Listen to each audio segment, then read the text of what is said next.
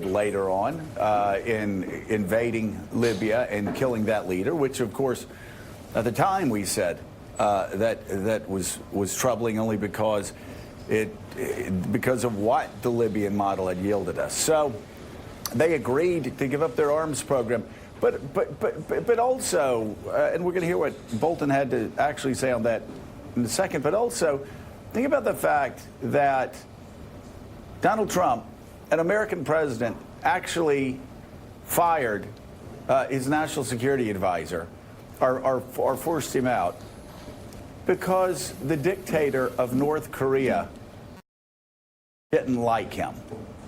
Didn't like him. I mean, you have, again, Bolton being tough, not only in North Korea, he's spent a lifetime being tough on Iran, which Donald Trump's now talking about giving a $15 billion bailout to, because of mistakes that he himself has made. He's been a patsy for Russia, so much so that his own intel community says that American democracy is at risk.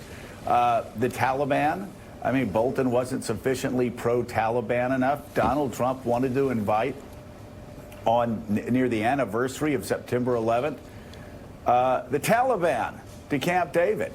This is a guy, Willie, this is a guy who continues, and we've said it for some time, but he keeps doing it, embracing our enemies and insulting our allies.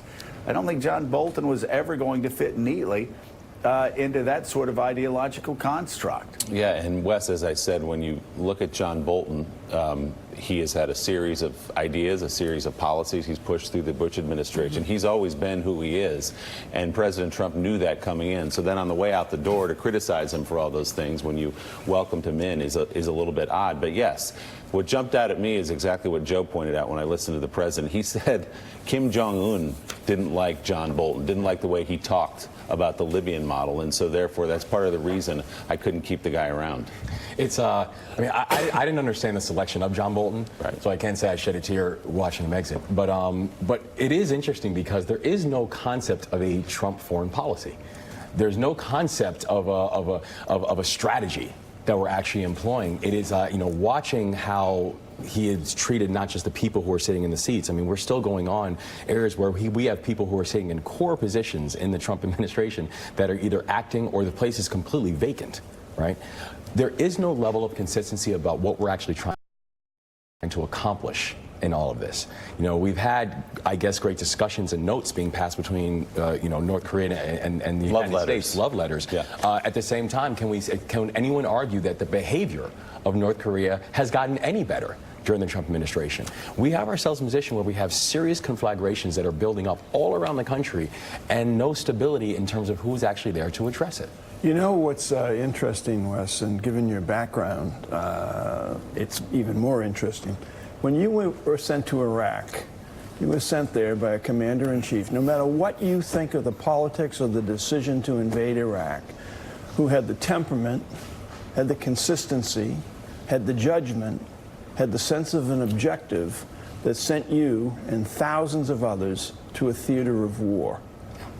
All of those attributes are missing now, Susan, on a daily basis from this person, the President of the United States. It's a horrifying, dangerous aspect of this presidency. It is, and look, when Trump was a candidate, we knew he didn't do nothing. And people were hoping that, he would put good people around him, he would take the time to learn. What is now abundantly clear is Donald Trump doesn't know anything about it. He is beyond an incapable leader. He is destructive to the process. His lack of knowledge, his lack of wanting to learn has prevented him from ever becoming any sort of leader. But what's worse is I actually think he has made this country less safe. He has made our soldiers less safe. He has gone onto the international stage with no concept of what it is to be a leader and how to negotiate for this country's best interests at home or abroad. Well, and there is such evidence, and we have it there. It's really in the record about Donald Trump not wanting to learn. Donald Trump wanting to live in his own alternate reality. Of course, you go back to when James Mattis decided one day, because Donald Trump kept getting things wrong as far as U.S. history and kept attacking our alliances, sat down and gave him a lecture on the post-World War II world from 1945 forward, explaining how all these structures grew up and how these structures, international structures that the U.S. had set up, that the U.S. had sponsored, that the U.S. had really been in charge of with our allies, explaining how that had created the American century. Donald Trump at the end of that lesson got very angry and said he just didn't believe it. That's just not true. I mean, it's like saying it's not true that the sky is blue. And that's, of course, when his Secretary of State, Rex Tillerson, called him a moron a bit more descriptively. But he doesn't want to learn. And because of that, because Donald Trump believes, and many of those around him believe, that history began on January the 20th, 2017. You have, Donnie Deutsch, a president who has ignored 70 years of alliances that have kept this country safe and strong and the preeminent power across the globe. And he has ignored trade policy that has made America the strongest economy in the history of this world. He has also ignored or forgotten the history from our enemies.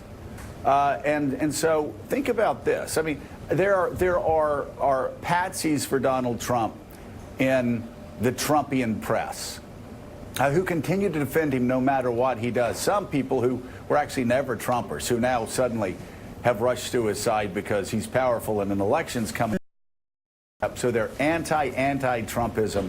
It is becoming mighty because they have nothing else to do, nowhere else to go, and they need people clicking onto their websites. But what would they say, let's play the game again, if Barack Obama embraced the Taliban, wanted to bring the Taliban to Camp David without any hope of a deal? What would they do if if Barack Obama continued to play patsy with Vladimir Putin? And Obama's own intel community was saying he is a threat to American democracy. You could say the same about North Korea. What if Barack Obama fired his national security advisor?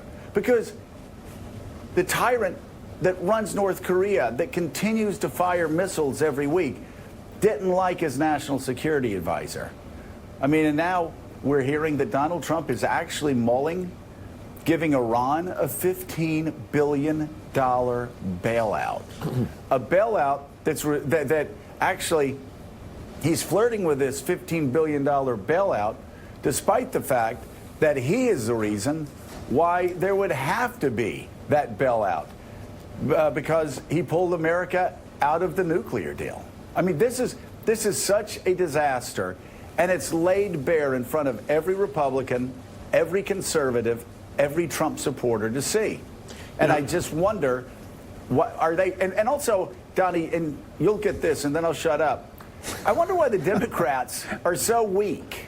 Why are the Democrats so weak that they cannot politically pound a guy who's made friends with the Russians, the North Koreans, the Taliban, and now the Iranians?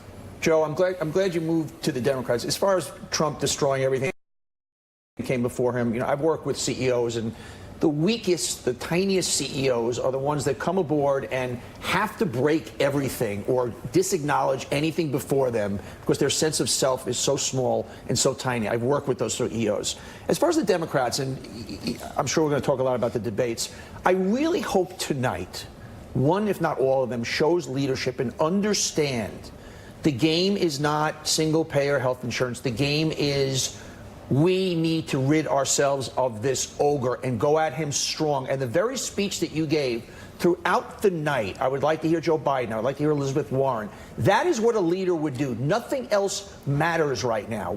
Our democracy is under siege. I have not seen it in the first two debates. I've seen them go after Barack Obama. I've seen them go after each other. I've seen them go after busing. I hope one of them stands up and understands what the American people want to hear tonight, and they want to hear